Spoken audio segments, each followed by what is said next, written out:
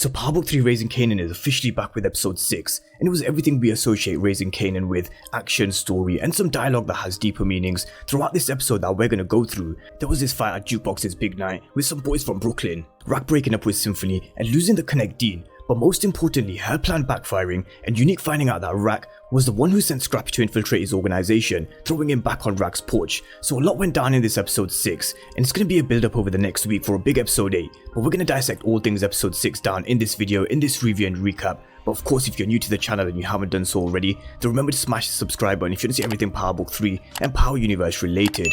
But let's start where the episode started, with Raquel at a new apartment, which she took in the last episode, with Kanan's voiceover telling us, you can't stand in one place for long, you gotta keep moving, keep hustling, you gotta keep climbing, keep going, the hustle never stops, so neither should you, always striving, always pushing, cause if you ain't going up, you sliding down. And Rack goes to a new apartment at the high rises to meet the inspector, who clearly isn't happy with Rack putting a hole in the floor, and we know it's because she wants to put a chute to the apartment down below, but she tells him that she's just a single mother, trying to do what's best for her and her kid. And you could tell that he wanted Rack, you could just tell with the way he was looking at her, and the way he said 8 o'clock, just you and me, with a similar look that Kanan used to give to Tasha on Power, because I just went through their history in one of my previous videos. But they meet later on in the episode with this dirty scumbag having different intentions, but Rack showing us why she's not to be messed with. She's tough, and there's no way she's accepting this sort of shit, especially after she saw Julia at the bodega with her bruises on her face. She hit the inspector over the head and asked Marvin to deal with it, and in typical Marvin fashion, he seems to enjoy torturing people, similar to what we saw Tommy doing in the original Power series. But on the issue of Julia at the bodega, now that Raquel has felt a man puncher, I wonder whether this woman beater will get dealt with in the same way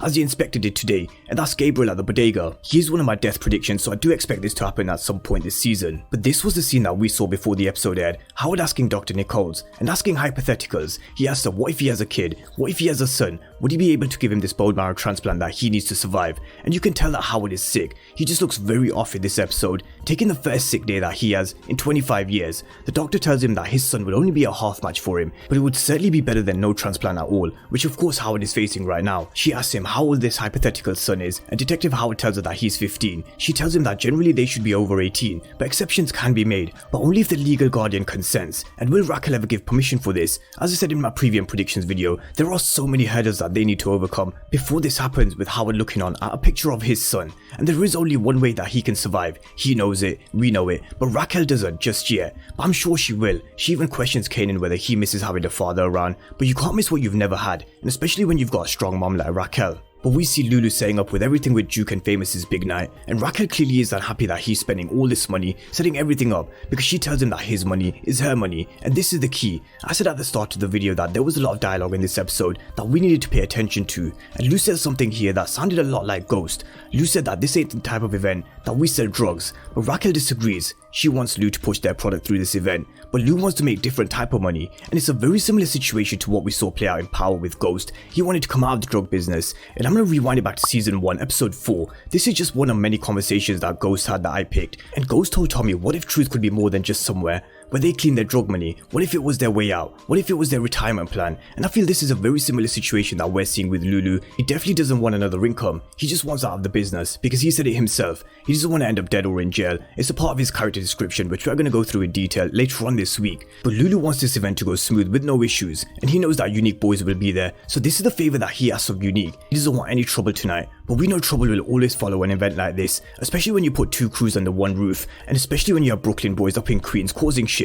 And we're going to come to all things Scrappy and Unique telling his boy that they're going to light up Lou tonight in just a moment, because Raquel has now lost her connect. Marvin tells Raquel and Lou-Lou that Dean has been their supply for 5 years, and he's never missed a re-up after he went out to check on one of their corners, and Rack knows that something is going down, and they're almost out of product. Unique hit their stash house, and they don't have their re-up because Dean was cutting them off, so she tells Lou-Lou to step to Greasy uptown, and his response was he has to get back to this venue, but quickly changes his tone when Rack gave him this look. Lou is trying to find a way out of the game, something I spoke about earlier on in the video. But we see Rack meeting with Dean, and this is something I questioned in my previous predictions video. Will Dean cut off Rack's supply? Because we've seen him put the pause on Unique's re-up before, so I said he wouldn't be afraid to do the same with Raquel's business, but I definitely wasn't expecting him to cut her off completely, and that's because he can't trust her anymore, especially with what she planned with Smurf. He tells Raquel that their business relationship is finished, but there were 2 main reasons why Dean was cutting her off, and that's because Unique was paying 20% premium for his and Raquel's supply, and secondly he needs people that he can trust, and he can't trust Rack, but Rack tells him that nobody trusts nobody, but there goes Raquel's supply. And Raquel really had it tough in this episode. She thought she was 3 moves ahead, but all of a sudden she's not. And she also has trouble with her love life as well. So let's talk about what went down just before the fight at Lulu's event, and that was with Symphony and Rack. Raquel made it clear before that nobody will ever get between her son and her, and she really stuck to her word. She broke up with Symphony because he chose to keep a secret from her about picking up Kanan from the police station. She had to find out from Scrappy that it was someone else that picked him up, and this takes me to talking about one of Raquel's most trusted soldiers, Scrappy. I'm gonna run through why I think Scrappy is not dead, especially because I got a lot of DMs and comments saying that Scrappy is dead. But as I run through this, you may agree or you may disagree with me, but something I mentioned was we couldn't underestimate Unique, and he knew that Scrappy was sent by Rack. He definitely knew, and him sending Scrappy and his boy to hit Lou was just to make sure. I actually thought Scrappy would actually have to kill Unique's boy to protect Lou-Lou, but he gave him this signal to let him know that shit was going down, and that's why Lou-Lou starts to scrap. We see all these Brooklyn boys fighting with Marvin and Lou-Lou, and then we have Scrappy who was at gunpoint. Unique's boy told him that they knew all along he was Rack's snitch, and they knew he would never hit Lou. And I'm gonna come to a similar play that we saw in Power,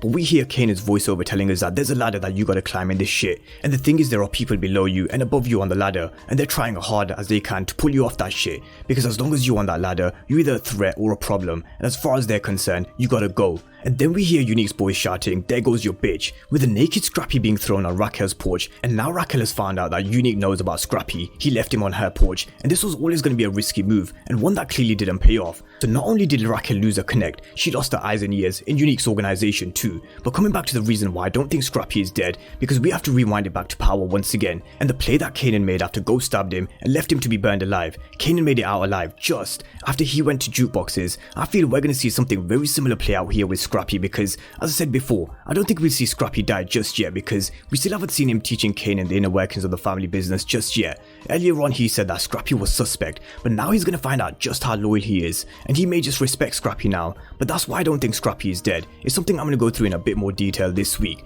But elsewhere in this episode, we might have just seen something that we'll see again later on this season, and that's Jukebox and Detective Howard building up this relationship, and possibly one of the many reasons why we saw Juke become a cop in the end. So this is definitely something to keep an eye on, and maybe she confides in her because we know Marvin doesn't listen to her. But that was episode 6, and the main talking point is Scrappy being caught and being left on Raquel's porch. But I gave my reasons as to why he's not dead, because he's still got an integral role to play in Kanan's development, and we're going to see Raquel protect Scrappy now. I still think he's going to play a key role for Raquel and in her organization. But let me know what you guys think down below of episode 6, because Power Book 3 certainly came back with a good episode. So drop me all your thoughts and comments down below, and of course if you're new to the channel and you haven't done so already, then remember to smash the subscribe button if you want to see everything Power Book 3 and Power Universe related. But as always, thank you guys for watching, and I'll see you next time.